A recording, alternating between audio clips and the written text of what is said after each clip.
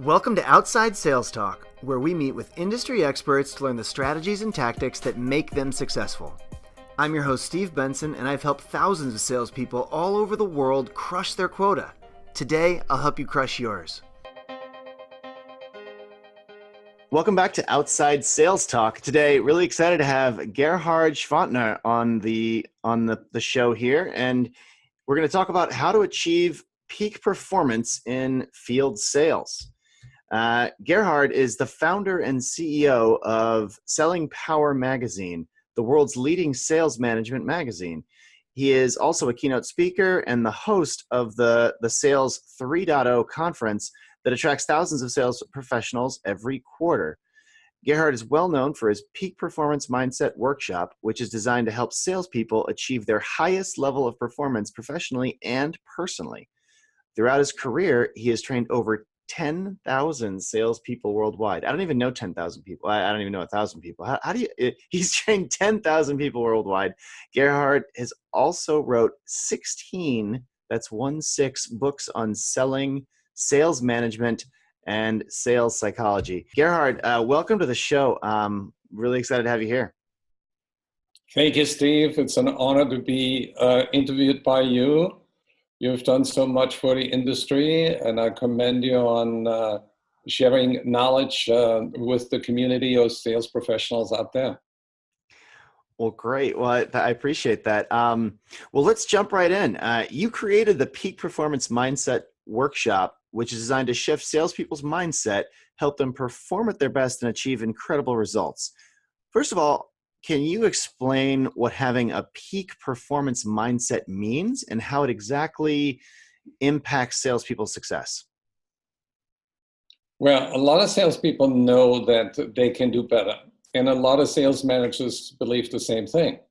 The question is, how can you achieve a state where you're very best? So we all aspire to that, and we have created a path for getting there. And peak performance means that you're in a state of optimal psychological and cognitive functioning. That means that both halves of your brain are working in sync. That means that you believe that you can achieve something that's out of the ordinary, that you can crush that sales quota, that you can handle that difficult customer, that you can handle a really tough situation at work. And we prepare you in our course to do that. And I've been training a lot of salespeople, and I've changed my mind about selling over the years, because in the old days, it was all about selling skills and motivation. And, and today it's about having the right mindset, the right skill set, and the right tool set. So we have a much more challenging environment because sales is changing because of technology. You know, when Salesforce.com started, there were only about 5 or 6 CRM solutions. And today we get confused by over 3,000 sales technology tools that are available to a salesperson. So we have that technological challenge. How do we integrate technology in our sales process? Then we have the skills challenge. How do we adapt to the buyer that's disappearing and vanishing online? Everything is moving online. We have to be in tune with social media. We need to master all those new technology tools and change the way we work because customers are changing the way they buy. But the most important and the most overlooked thing is the salesperson's mindset. And it really begins by becoming aware of your self-talk. What do you tell yourself? And there's a study by NIH that says that we experience over 60,000 thoughts a day. And wow, the interesting news is... I think I have like 4, but... That's good to hear that there's like 60,000 in there. That's a lot. That's wild. Well, the interesting thing is that 80% of those thoughts are negative. So people are overly critical of themselves, or they may be judgmental, and they have an ongoing narrative about what is going to happen next. And I remember when I coached a salesperson, we made sales calls together, and I said, let's do an exercise. We're going to end on this outside sales call, and you're going to write down where you predict what is going to happen. And I'm going to predict what is going to happen. And we made like 10 consecutive sales calls in 2 days. And in 0 incidences has reality matched what we predicted. You can never predict the outcome of a sales call, but you can put yourself in a state where you become more accepting of what is and live in the present moment. And the present moment means that you're not preoccupied with what happened an hour ago or a day ago or a month ago, and that you're not worried about what is going to happen in an hour from now or a day from now or 10 years from now. And people that are in the present moment can be present with the customer, for the customer, and they can sense the customer, they can listen to the customer, they can understand a lot more because their radar screen is wide. I'll give you an example. When Justin Rose was 16 years old, he almost won the British Open, and he came in 4th. And he was 17 and decided that day, I want to become a pro. So he signed up and competed for the next tournament, and he missed the cut. Then the next one, he missed the cut. To make a long story short, he missed the next 21 consecutive cuts. He could not enter a golf tournament. So he saw a sports psychologist, and a lot of them. And I've read the book that a sports psychologist wrote describing his work with Justin Rose. And he says, let's start with a simple question. Why do you play golf? So let's transpose that. And I'm going to ask you now, Steve, why do you create badge maps? What would you say? Good question. Well, I guess I saw a problem.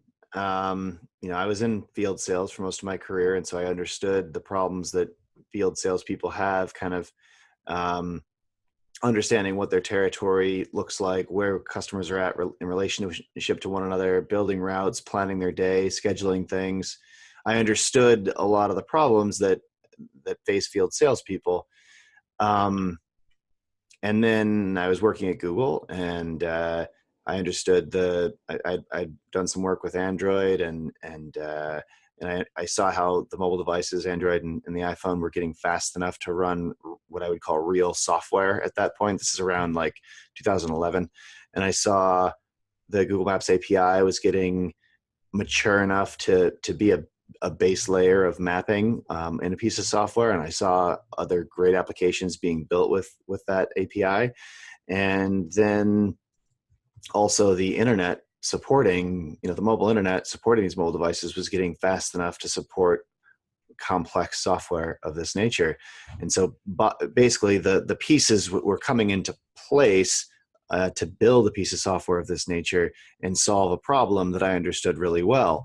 So I was kind of a person that understood a problem, and I also understood the technology and the solutions that would be needed to solve that problem. And so I was well positioned to start the company.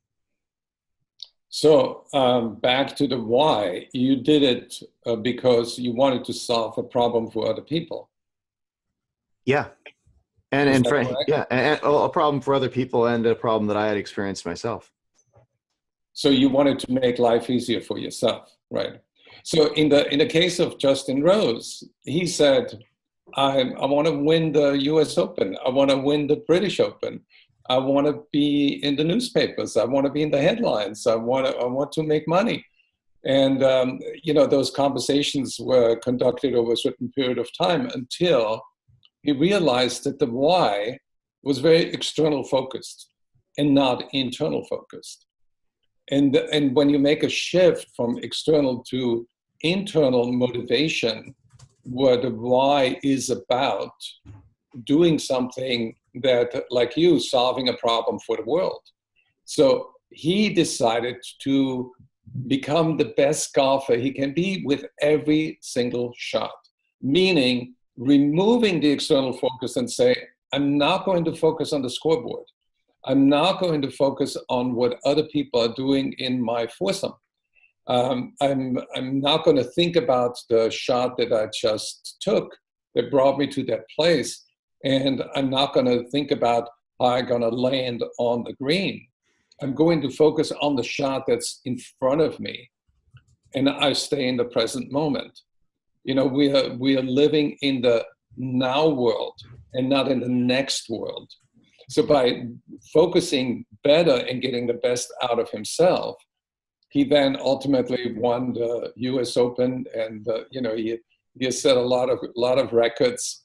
And that's just one little example that the bigger the why, the bigger the try, and the easier the how. And salespeople, I encourage salespeople to think about, why do you want to achieve what you want to achieve? What is the why behind your goals? You know, a lot of people don't put their goals in writing. And what we do in our workshops is we encourage people to write down what they want. Secondly, visualize what it is that they want, and then have pictures cut out, you know, printed out, and then put it on the wall, and create literally a wall of dreams in their office, so that the conversation changes from what they need to achieve for the company in terms of numbers, but what they want to achieve for themselves, and then they help each other win. And the next step is that we have people accountable, so that I say, I want to, let's say, have a Porsche Cayenne by March next year. And in order to achieve that, I need to increase my sales by 45% over the next 9 months. And we'll talk with you, Steve, on a weekly basis, and I tell you where I am with my progress. And a lot of people discover when they know the why behind their goals, and they have something that's really exciting, and they're accountable to other people for achieving their goal, then they exceed their goals. And we have people going through the course that increased their sales by 200, 300, 400%, and made the best quarter in the history of the company. A lot of examples like that, but the change in self-talk also comes with a change in the way we design our lives, and the way we think about our capabilities, and the way we take action. And what would you say, what would say specifically a field salesperson can do what steps can they take to develop this kind of mindset? Well, besides going through the course, we now have the course online. We have 20 videos ready, and every day we give people an action step, and every week we give people a self-assessment, and we encourage them to record a video of what they have learned. So we are developing a community of people that record videos and share their insights. So people are not just learning from me, because I'm flipping the model. I have people teach each other and engage in social learning and community learning. And I think that's the best way to make progress. If people don't want to go through an online course, I would say become accountable to someone else, and don't do it alone. Ask other people for help. We have a very simple model where we explain the 3 levels of your mindset. At the lower level, imagine a pyramid. At the lowest level is the implanted mindset. Those are the beliefs and behaviors that we learn from our parents or our caretakers or our extended family. And those are sort of embedded, it's like a garden where there are flowers and there are weeds. You know, now parenting is not a perfect job.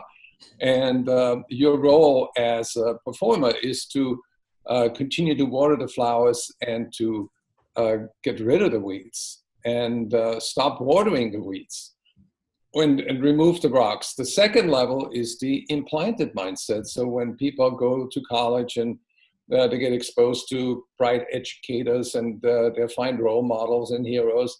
So they develop dreams that they want to be like them, and they study their behavior and their belief system, and they integrate some of their beliefs into their own mindset. And that is sort of the extended family. This is something that you can consciously direct and learn from somebody like Tony Robbins or Dennis Wakely, and or the Zig Ziglar, the Voices of the Past. There are a lot of recordings out there. Earl Nightingale has inspired hundreds of thousands of people and sold millions of records. The Strangest Secret is one of his greatest works that people like Robbins and Jim Rohn and Jeffrey Gitomer have learned from and grown with. So I would suggest find mentors and role models and heroes that you can learn from. And then the top of the pyramid is the inspired mindset. And that is not just my belief system, but it's validated by a lot of very, very successful people. I've interviewed hundreds and hundreds of amazing people in sports and entertainment in the industry. Bill McDermott said, he's the CEO of SAP, that everybody has inner magic. Everybody has something that's special, and you want to recognize what it is. I remember interviewing Mary Kay a long time ago, and she said, we are all born with an instrument, and it's our responsibility to find what it is and learn how to play it. And she says, unfortunately, so many people die with their music still unplayed. So in the mindset, peak performance mindset training, we teach people on how to discover their inner magic and leverage that and believe in that and support themselves and stop being self-critical and changing that into self-encouragement. And how would you advise, like if I tell you, hey, I'm a self-critical person, what are the 3 bullet points on how I can stop being self-critical? So the first thing to look at is the implanted mindset. Where do you think that comes from? When you think of your mom and your dad as an example, who was more critical of you, your mom or your dad? And then all of a sudden something opens up, a memory, I remember my parents having a conversation where my mom sort of asked my dad, why is Gerhard so different? And he says, I don't think he'll amount to anything. He's not right in his head. I don't follow his thinking. I don't know where he gets his ideas from. And that made me more critical, and I was hearing that voice, and until I said, stop it. That is not something that comes from within me. I don't agree with that, and I need to make my own decision about my capabilities. And one way, if you have a friend who is a self-critical voice, is to ask, what is the advantage of believing that you are odd? Or what's the advantage of believing that you cannot measure up in that situation? There is no advantage. So you can help people change and transform and answer their own question. There's no basis for that belief system. So you can replace that belief system with more self-encouraging belief system and self-affirming belief system. Like in our training course, we ask people on a scale of 1 to 10, how much do you love yourself? Is it a 10 or a 3 or a 7 or 5, whatever? A lot of people have a hard time loving themselves, and it should be a 10. We should be unconditional in our love of ourselves, because there's no advantage in hating us, because that interferes with our performance. And people who love what they do and who love themselves, they perform better because they experience the joy of life. There's a lot of fun in being fully engaged in life and not having those self-limiting beliefs nagging at you and holding you back. Okay. Awesome answer.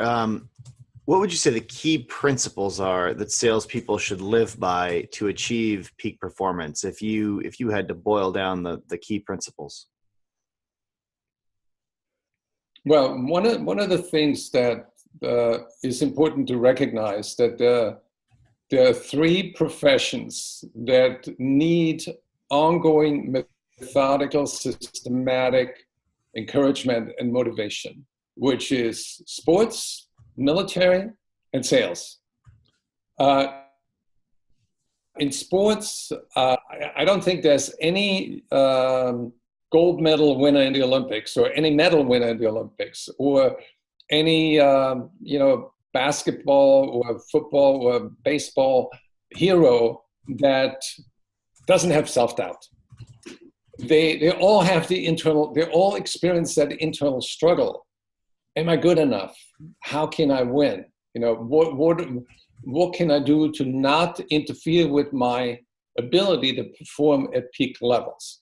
And I've interviewed a number of those, and I've also interviewed generals in the Army. I have talked to Marines. I have talked to Rangers in the Army. I talked to Navy SEALs. And it's all about the mindset. How do you create that mindset that is resilient, that allows you to stand on your own fear and push through it and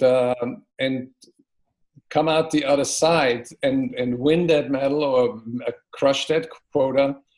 So you have the capacity within you and you can push through. And it is not that, how should I say, everything you need to succeed is within you now. And by being more self-accepting and more encouraging of yourself and be your inner champion, you're gonna do so much better. See, the biggest challenge is for people to be congruent with their beliefs and their capacity. And there are really two things that interfere. One is the past, and you want to let go of the past. But the other one is sort of what I call the zeitgeist of the present.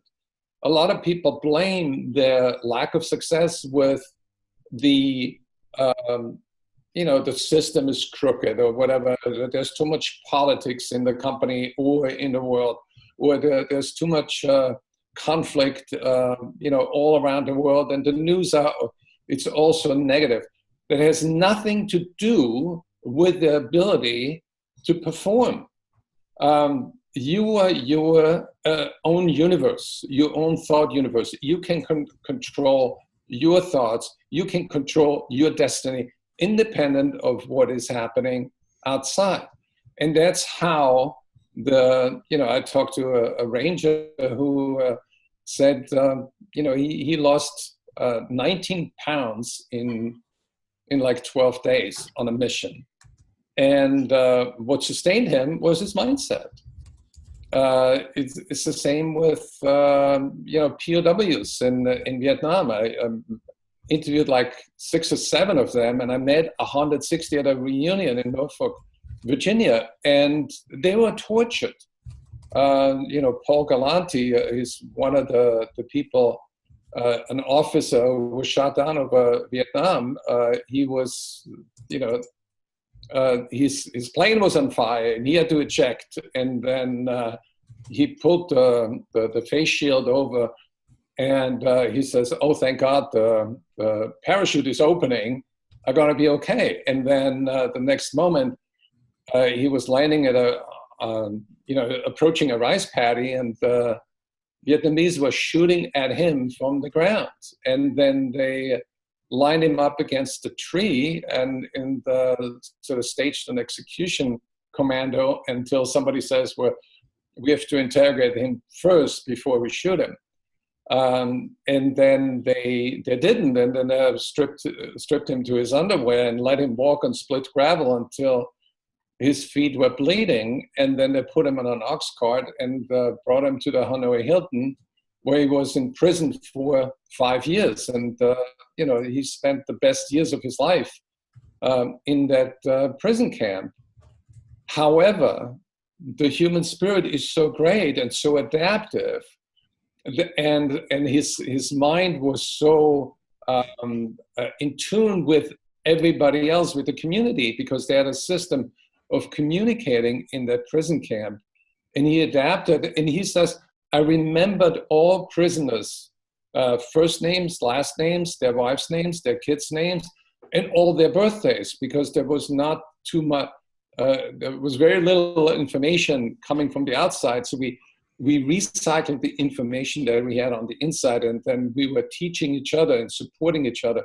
And because of that amazing support system, they all survived. So the reason I'm sharing the story is that I was so impressed by the people and how they adapted to those difficult situations, that anything that we think is, awful because we lost a sale, we're over dramatizing, and people want to allow themselves to put things in perspective and appraise reality more objectively, and don't over dramatize. The only way to over dramatizing is healthy is by dreaming more and beyond with no limits. I think that is healthy, because that's going to move you forward. Amazing story. So powerful. Can you walk me through an example of how an outside salesperson could apply these principles of achieving that they would live by to achieve peak performance? How would they act on them in their everyday life? Like, for example, how can you ignore the world around you in the way that you're talking about and stay focused on the positive mindset and focused on your success? I think the number one thing that interferes with everybody's performance is their own dialogue, their own narrative. And my suggestion is the number one thing that I like to do and I like to recommend is to create a peak performance mindset journal, where every day you write down what happened. So let's say I called on Steve, and I prepared a 3-page proposal, and I discounted, and I had mobilized a lot of company resources to get this to Steve. And then Steve said, listen, we have had a budget cut, we can't afford it, it's nothing personal, but and now I have to deal with that rejection.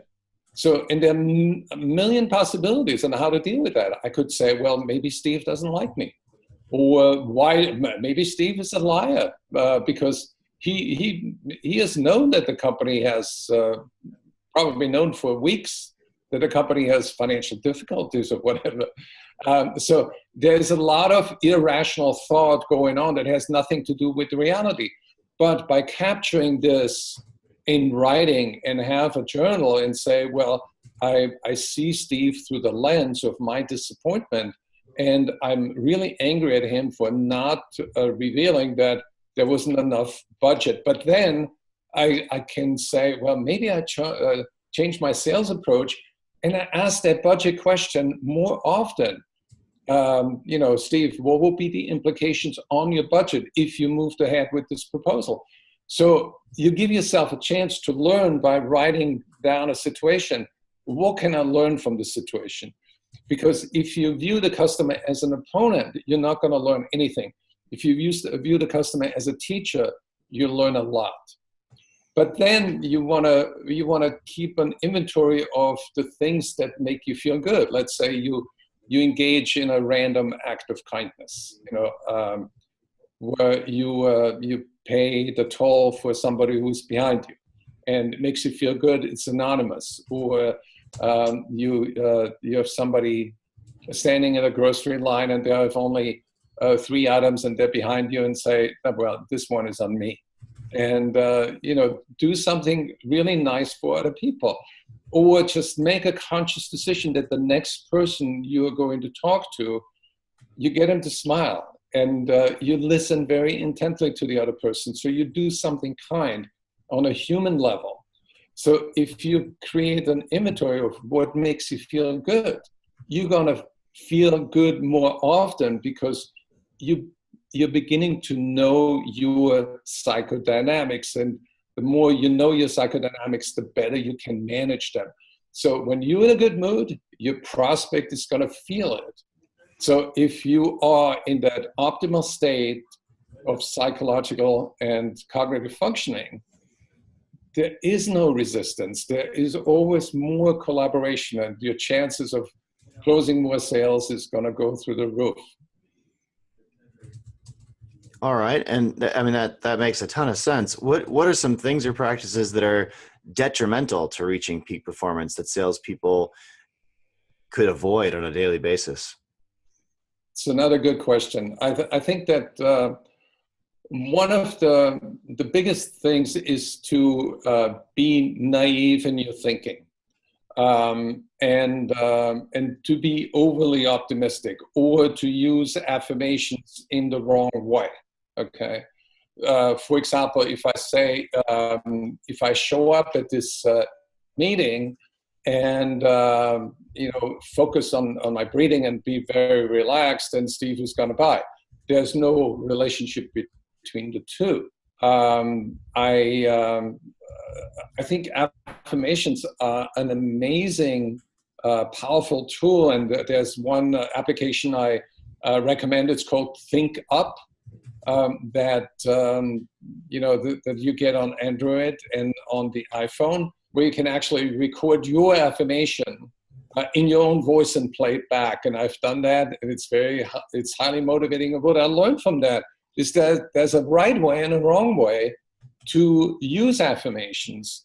And I wasn't even aware that there are certain things that are counterproductive. They don't work. And there are a lot of what I call false prophets out there in sales that are doing more harm than good. They're not going to help you. And that's, I want to caution people against that.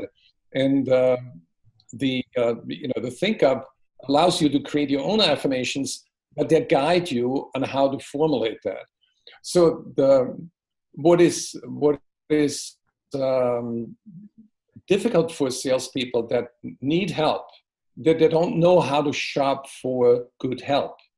So I would recommend to go and learn from people that have written either best-selling books, or that have done TED Talks, that have winning audio podcasts, because there's a lot of noise out there, and it's very hard for people to know what constitutes good quality that's helpful, that works.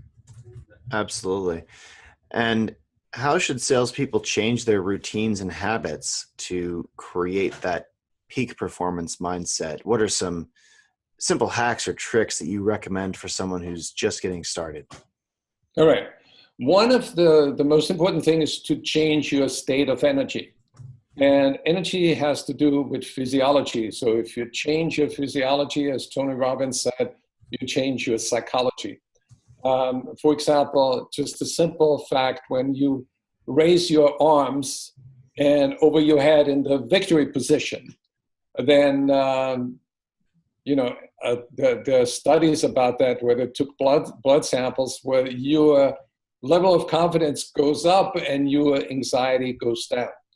So that's one physiological trick, that if you hold that victory position for 2 minutes, you have a complete change of state, and you're going to feel like 6 feet tall and bulletproof. It's a very simple trick. It's a very simple hack. And I've done it. We in our workshop, we always do it.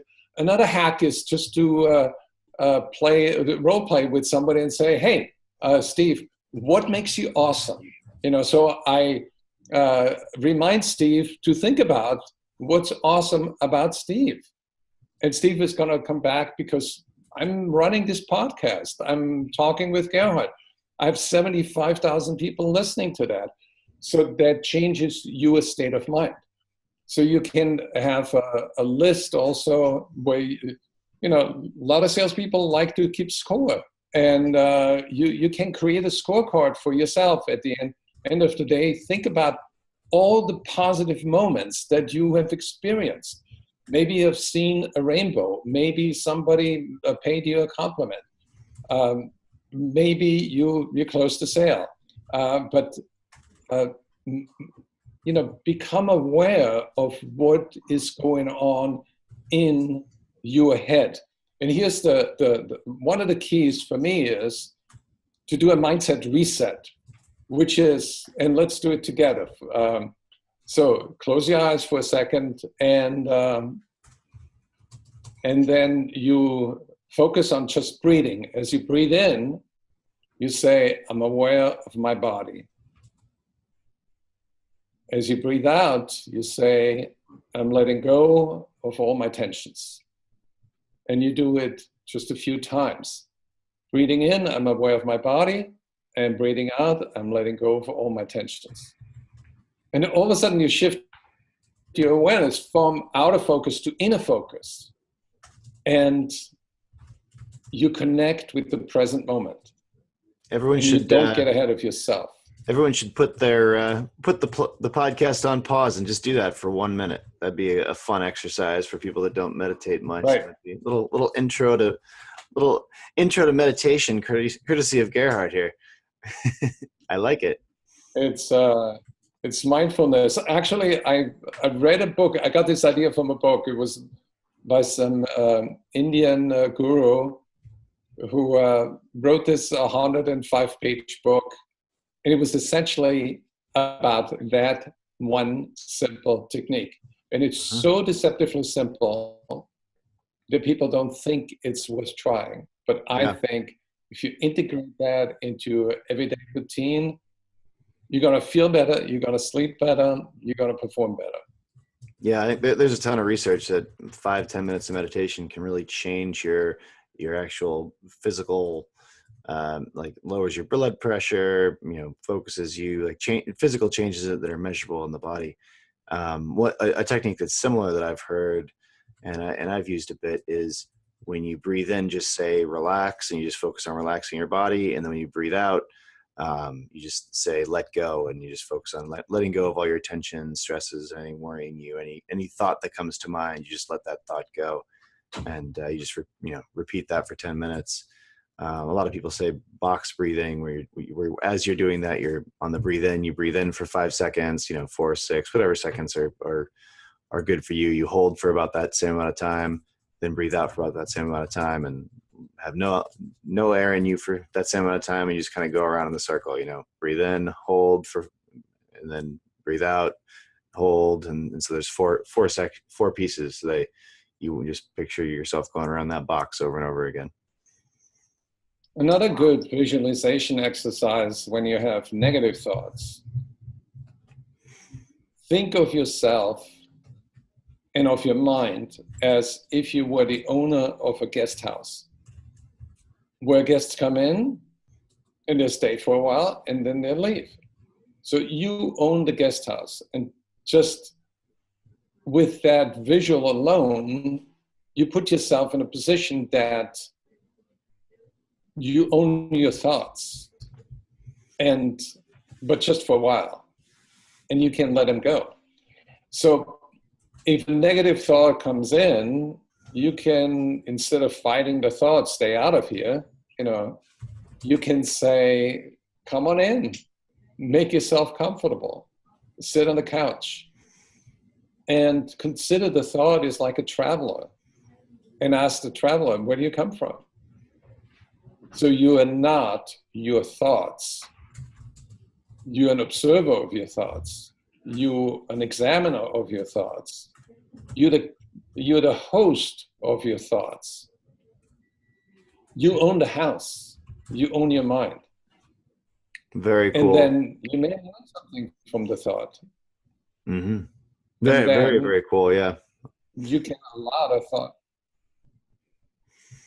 Say it again. I said a very cool way of thinking about it. A great visualization with the guest house. Well, speaking of hosting, you host the Sales 3.0 conference 4 times a year. what's your best advice for field salespeople to get the most out of a sales conference? And this is a sales in 60-second question. We'll do that section now where we ask you a series of questions and you answer real, like, in short Right. answer form. Okay. So tell me. Essentially, we created the conference. Sorry, I didn't mean to interrupt. I was just going to say, so the question was, what's your advice for field salespeople who are going to a sales conference like yours? How can they get the most out of it? There should come forward as speakers that are amazing talents. Like in the next conference in Las Vegas, we have Tom Ziglar, who is the son of Zig Ziglar, and he's going to bring a holograph of Zig Ziglar. So Tom will be on stage with his dad, which is going to be an amazing experience. But you're not only going to learn from the speakers, but you network with 350 sales leaders, and there's no escaping. You're going to walk away with 20 pages of notes of things you want to do differently. You're going to learn so much about people, process, skills, technology, and mindset that is going to make a huge difference in how you're going to approach 2019. Very cool. What are some things that people should not do? What are the don'ts when attending a sales conference? Don't get drunk in Vegas. A lot of people like to just decompress and desperately trying to have fun. But you want to husband your energies and stay in tune with your goal. Your goal is to find better mentors and better role models and hang out with smarter people, because ultimately you're becoming the people you hang out with. Yeah. After hearing many keynotes from top sales leader at your conferences, what's one lesson or message that stands out to you? If you had one key message for people. I think that there are twin drives for success. One is technology. You want to be the master of technology. You don't want to be the slave to technology. And you want to pick the technology that you like, that's good for you, that helps you progress, helps you become a better person. And not to be afraid of artificial intelligence and the new tools that are coming down the pipe. The second one is your humanity. You want to connect more with people at a deeper level and connect with fewer people. The 8,000 connections that you have on LinkedIn, they're not going to serve you, but there are probably 8 people. If you connected with them at a better, deeper level, they can be the tide that lifts your boat. Awesome. You've written 16 sales books. From which sales book that you didn't write, which one did you learn the most from? From which that I didn't write? Yeah. So of all the sales books you've read, and given that you've written 16 of them, which is amazing. Right. I got it. Yeah. Well, I love I'm a voracious reader, and I have a huge library of sales books. I like the very new ones, and I like the very old ones, and there's some that are in the middle that are sort of evergreens. I like the history of sales and motivation. There's in the 1915, Dan Strunk wrote a book on sales psychology that's still good today. The Samuel Smiles wrote about motivation, there was the whole Horatio Alger movement and the Horatio Alger Awards. Ronald Reagan was one of the recipients. And I like, Earl Nightingale, Dr. Wayne Dyer, Dr. Dennis Waitley. Those were giants in the field. I like, I enjoyed going to Tony Robbins' seminar twice, actually. I did the Firewalk. I interviewed him for cover stories a couple of times. And he's an extraordinary individual, very gifted, talented. insightful speaker that had a lot of impact. And I enjoy reading everything psychology. Internationally, I read books in 3 languages, in German, French, and English. And I find the different perspectives that people have about the same topic viewed from other cultures very interesting and very enriching. There are a bunch of French authors that look at the the American society that's shaped through the internet and digital transformation from a different perspective. Where they believe that there is a zeitgeist that's going to take over, where we are controlling everything, pretty much everything in the world, that there's less room for meaning. And then they look at the American society, the number of suicides, where they talk about 42,000 people committing suicide, and 72,000 people taking drug overdoses, which could be a mass suicide. So there is a trend that's worrisome that we need to address, helping people recognize that this is a world where there are infinite ways to be happy and to find meaning. So many amazing resources out there. If you were gonna recommend to a field salesperson to read one sales book that you didn't write, what would that one sales book be? I will give you 3 authors that I respect. Anthony Iannarino. Mm-hmm. And you can look him up. He has written 3 best-selling books. Another one is Jeb Blount. Just wrote a book on objections, on fanatical prospecting. There's Jeffrey Gitomer. He just published a new book on motivation that is pretty amazing. I would say shop for multiple authors. There's so much great stuff out there. The way I look at books really is 2 ways. I'm on Amazon.com. I always want to know not only what is the rating, but what is the ranking. To me, the number 1 book that I like the most over the last 3 years, Bill Dermot's book.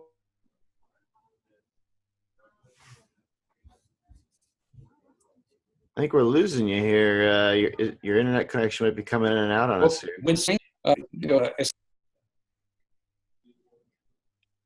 It says the internet connection is unstable. Yeah, it doesn't like your internet. Right. So sorry, I lost that last sentence. I think you're back now. But, right. The book I mentioned was Bill McDermott's Winner's Dream. And that is an awesome book because he started as a salesman for Xerox, hustling copy machines from one place in New York to another. Yeah. And he became the youngest vice president of sales at Xerox, and he was given Puerto Rico as a territory. And it was a huge challenge. And within 1 year, he moved them from number 64 to number 1. Without changing much other than helping people learn and be motivated and become the best version of themselves. Very cool. Well, I will put that in the notes for this show, that recommendation for sure. So tell me, if given that you're an expert in sales psychology and performance, if you were going to give a 1-sentence piece of your number 1 sales advice, what would you say to a field salesperson as your number 1 piece of advice? If you want to grow, create the right mindset, develop the best skill set, and select the most comfortable tool set. And you're going to be all set. Wow, that's quotable. I like the word. That is a quote. Well, fantastic. It's been, this has been an amazing show. I'm going to try my best to summarize the vast amount of information that has just come here. So I'll try to do a 1-minute summary here. So having a peak performance mindset means being in a state of optimal psychological and cognitive functioning that enables you to achieve the highest results. Today, sales is not only about having the one right skill set, but it's also about having the right tool set and, most importantly, the right mindset. Getting in the peak performance mindset is all about what you tell yourself. For example, negative thoughts might decrease your sales performance. It's important to be in the present moment and not worry about what happened in the past or worry about the future. That allows you to be present with the customer or prospect and truly listen to them and understand them. Focus on what's right in front of you, and you'll be able to uncover your true potential. It's important to find your why. Ask yourself why you want what you want. Set clear goals and visualize those goals. When you know your why behind your goals, then you'll exceed your goals and be able to crush your quota. Find mentors and role models that can help you go through this mindset change, and hold yourself accountable by applying this together with someone else. You need to stop being self-critical and turn your thoughts into self-encouragement and self-affirmation. When you love what you do and you love yourself, you're happy and fully engaged in life, and therefore you're able to perform at your best and deliver greater results. Having self-limiting beliefs is only holding you back, and it's crucial to create that resilient mindset that pushes those negative beliefs away.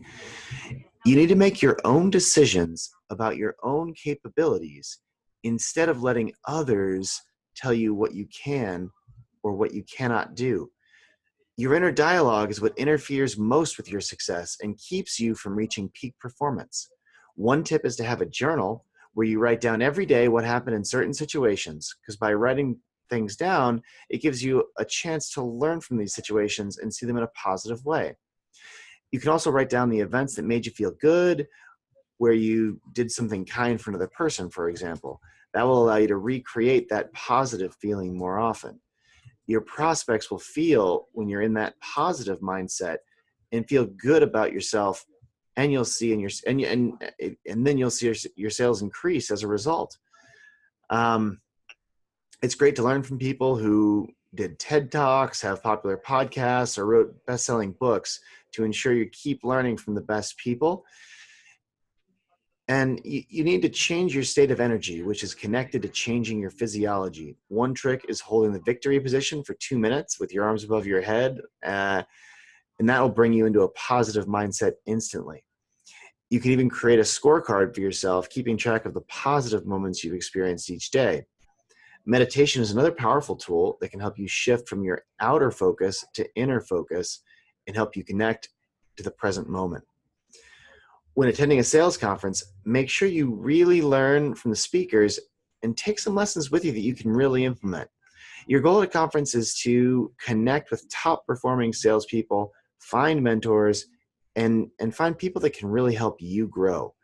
And finally, if you want to grow, get into the right mindset, develop the right skill set, and select the right tools.